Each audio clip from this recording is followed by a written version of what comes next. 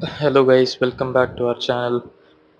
So இன்றைக்கி என்ன வீடியோன்னு பார்த்தீங்கன்னா, லாஸ்ட் வீடியோவில் சொன்ன மாதிரியே நம்ம கேட்ஃபிஷ் டேங்கை மாற்றணும், ஜெயன்கோராவை மாற்றிட்டோம்.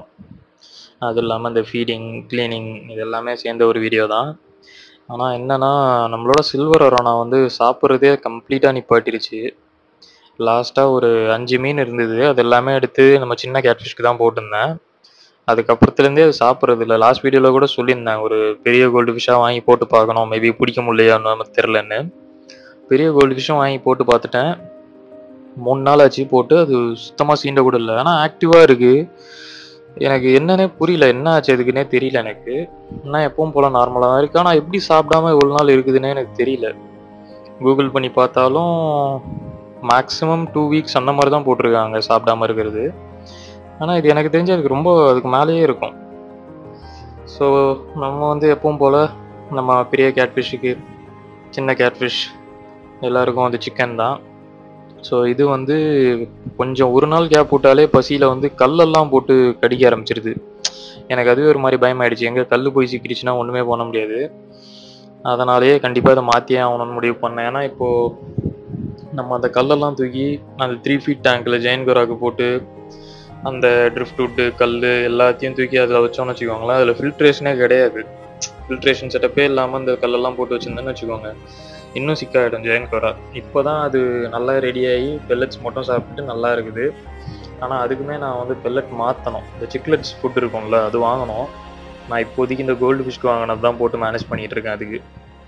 ஸோ அலிகேட்டருக்காரு ரொம்ப சின்ன குழந்தைன்னு நினச்சி நான் கொஞ்ச நாள் கம்மியாக போட்டுட்டு இருந்தேன். ஆனால் பார்த்தா அது நல்லாவே சாப்பிடுது.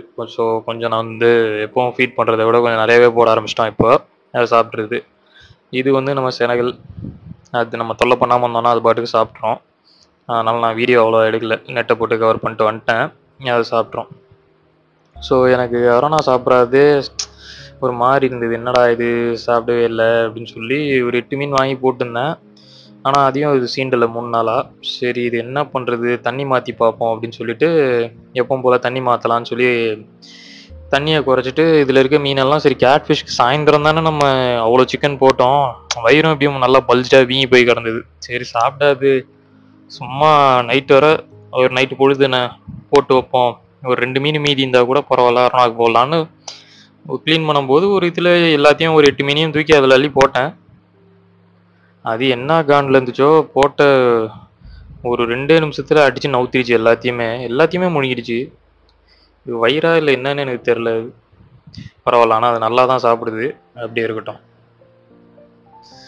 ஸோ எப்பவும் போல் நம்ம மேக்னெட்டிக் கிளீனரை வச்சு க்ளீன் பண்ணி கீழே படிஞ்சிருந்த டஸ்ட் எல்லாத்தையும் டியூப்பை வச்சு எடுத்துட்டேன்.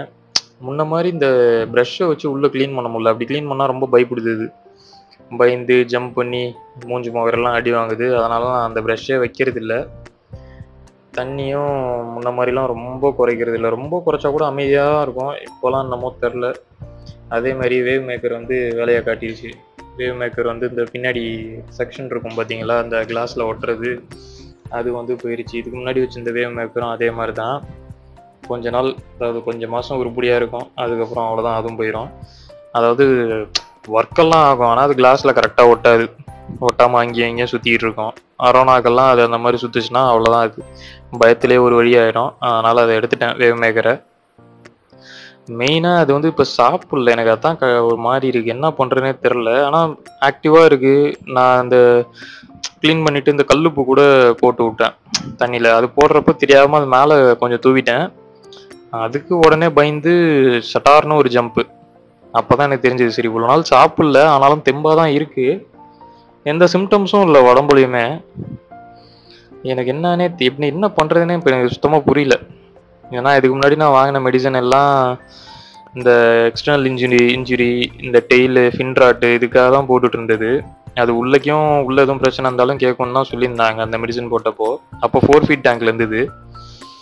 இப்போ இந்த டேங்குக்கு வந்து நான் மெடிசன் ட்ரை பண்ணுறதா இல்லை என்ன பண்ணுறது? லாஸ்ட்டாக ப்ரான் சாப்பிட்டுச்சு, அதுலேருந்து இன்னும் ஒன்றும் சாப்பிடல. அதனால் சரி மேபி மீன் தான் கேட்கல, சிக்கன் போட்டு பார்த்தேன், சிக்கன் சாப்பிடல. சிக்கன் அவ்வளோவா விரும்பி சாப்பிடாது, அது முன்னாடி சாப்பிட்டு இருந்தது. அதனால் ப்ரானே ட்ரை பண்ணலான்னு இருக்கோம். ஸோ இது பார்த்தீங்கன்னா நம்ம ஜெயன்கோரா டேங்க் சொன்ன மாதிரி எல்லாத்தையும் எடுத்துகிட்டு க்ளீன் பண்ணி இந்த ட்ரிஃப்ட் வுட்டு ஃபில்ட்ரு இந்த கல் எல்லாத்தையும் எடுத்து க்ளீன் பண்ணிவிட்டு, ஆக்சுவலாக இந்த ஃபில்ட்ரு வந்து நான் யூஸ் பண்ணாமல் தான் வச்சுருந்தேன். இப்போ திரும்ப இந்த டேங்க்காக தான் எடுத்திருக்கேன். ஏன்னா இது வந்து ஒழுங்காக அந்த ஒட்டுறதும் நிற்காது, தண்ணியில் இறங்கி போயிட்டு ஒழுங்காக ஓடாது. இந்த டியூப் வந்து போயிடுச்சு. அதனால் நம்ம நார்மல் ஏர் ஸ்டோனோட டியூப்பை வச்சு மாற்றி, அப்புறம் அதை என்ன பண்ணேன், டேங்க் பாட்டமில் வச்சு அந்த கல்லை கவர் பண்ணுற மாதிரி நிற்க வச்சிட்டேன். அதனால் இனிமேல் ஓடும்னு. ஸோ இவரை பிடிக்கிறது தான் ரொம்ப பெரிய டாஸ்க்கே. பெரிய கேட்ஃபிஷ் கூட இந்த அளவுக்கு அலப்பறை பண்ணாது. இது வந்து ஒரு முதல் வேலையாக டேங்க் விட்டு வெளில குதிக்கிறதுலே தான் இருக்கும் அந்த சின்ன டேங்க்கில். அதனால் அதை எப்படியோ கவர் பண்ணி பிடிச்சி தூக்கி ஏற்றிட்டு வந்து இதில் போட்டாச்சு. ஸோ இனிமேல் இந்த டேங்க்கில் தான் கிடப்பார் இவர். இந்த கல்லை முழுங்குறது, இந்த பாடி பிண்டாகிறது, அந்த பிரச்சனையெல்லாம் இருக்காது.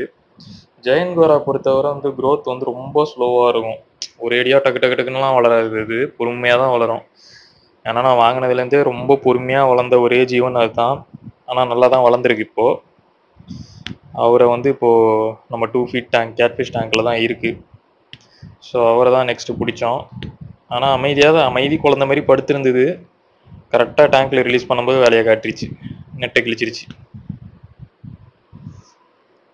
ஸோ அந்த டேங்க் மேலே வச்சு இந்த எல்லா திங்ஸையும் தேவையில்லாது இந்த காலியான மெடிசனு எல்லாத்தையும் எடுத்து கிளியர் பண்ணி தூக்கி போட்டு இந்த டேங்க்கில் கொஞ்சம் தண்ணியை ஊற்றிட்டு இதில் ஜெயன்கோரா தூக்கி மாற்றியாச்சு. ஸோ கைஸ், யாரும் அரோனா வச்சுருந்தவங்க, அதான் 2+ years மேலே வச்சுருந்த ஒரு அரோனா சடனாக வந்து இந்த மாதிரி சாப்பிடாம இருந்ததுக்கு எதுவும் மெடிசனில் என்ன மெத்தட் ட்ரை பண்ணீங்க அப்படின்றது நான் கமெண்ட்டில் ஐடியா இருந்தால் சொல்லுங்கள். ஏன்னா நம்ம அரோனா வந்து ஆக்டிவாக தான் இருக்குது, இன்னும் போய் சிக்காக ஒரு இடத்துல நிற்கிறதோ உட்காரதோ அப்போல்லாம் இல்லை, சுற்றிட்டே தான் இருக்குது. ஆனால் ஃபீட் எடுக்கலை. நான் வந்து ப்ரான் நாளைக்கு தான் வாங்கி ட்ரை பண்ண போகிறேன். நாளைக்கு ப்ரான் போட்டு பார்க்குறேன். பார்த்துட்டு நான் உங்களுக்கு நெக்ஸ்ட் வீடியோ அப்டேட் பண்ணுறேன் அது என்னன்னு. இதை பார்த்தீங்களா, கிழிச்சு விட்டான். மேபி வலை ரொம்ப வீக்காக இருந்தது போல், அதனால் கிழிச்சிட்டான். ஸோ இப்போதைக்கு இந்த டேங்க்கில் இருக்கான். கொஞ்சம் வளர்ந்துட்டான்னா டேங்க் மாற்றிக்கலாம் நம்ம, இல்லை அப்கிரேட் பண்ணுற மாதிரி தான் இருக்கும். அது எப்படின்றத நெக்ஸ்ட் பார்க்கலாம். இப்போ வந்து ஒரே ஃபோக்கஸ் வந்து நம்ம அரோனா தான். அதனால் யாரும் மெடிசன் இல்லை எதுவும் மெத்தட் ட்ரை பண்ணியிருந்தீங்க சாப்பிட வைக்கிறதுக்குன்னா கண்டிப்பாக சஜஸ்ட் பண்ணுங்கள், கமெண்ட் பண்ணுங்கள். நம்ம வந்து நெக்ஸ்ட் வீடியோவில் பார்ப்போம். இதோட இந்த வீடியோ அவ்வளோதான். ஸோ டேங்க்கை க்ளீன் பண்ணியாச்சு. இது இல்லாமல் நெக்ஸ்ட்டு வந்து நம்ம சின்ன அலிகேட்டருக்காருக்கு க்ளீன் பண்ணியிருப்பேன். அப்புறம் நம்ம பெரிய ரெட்டைல் கேட்ஃபிஷோட ஃபில்டரை க்ளீன் பண்ணியிருப்பேன். ஸோ அந்த 2 கிளிப்பு தான் அதில் ஆட் பண்ணியிருப்பேன், அதையும் பாருங்கள். ஸோ இந்த டேங்க்கு நம்ம அலிகேட்டர் டேங்க்குக்கும் தண்ணி மாற்றிடலான்னு சொல்லி தண்ணி இறக்கிட்டு உள்ளே சும்மா அப்படியே ஃபிஷ்ஷை உள்ளே வச்சுட்டு க்ளீன் பண்ணிட்டேன். ஏன்னா இதுவுமே டக்கு டக்குன்னு குதிக்க தான் ட்ரை பண்ணுது. இது அந்த பக்கம் விழுந்துருச்சுன்னா எடுக்கிறதுக்குள்ளேயே ஒரு வழி ஆகிடும். ஏன்னா செவுரு ஃபுல்லாக ஸ்டாண்டு, டக்குன்னு எடுக்கிறதெல்லாம் கஷ்டம். அதனால் அதை பார்த்து தான் பண்ணணும். இதுக்கு வந்து ஃபில்ட்ரு பார்த்தீங்கன்னா உங்களுக்கு தெரியும், ரொம்ப ஸ்லோவாக ஓடுது பாருங்கள். ஏன்னா அந்த அளவுக்கு டஸ்ட்டை இழுத்து வச்சுருக்கு.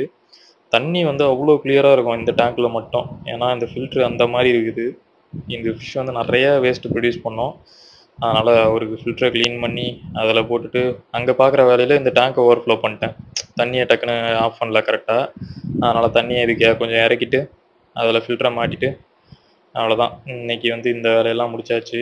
நம்ம ரெட்டைலோட டேங்க்கை வந்து க்ளீன் பண்ணோம். ஸோ அது நெக்ஸ்ட் வீடியோ ப்ளஸ் நம்ம அரோனா அப்டேட் வந்து நெக்ஸ்ட் வீடியோவில் சொல்கிறேன். ப்ரான் ட்ரை பண்ணி நீங்களும் உங்களுக்கு தெரிஞ்ச ஐடியாஸ் கமெண்ட் பண்ணுங்கள். தேங்க்ஸ் ஃபார் வாட்சிங் ஃப்ரெண்ட்ஸ்.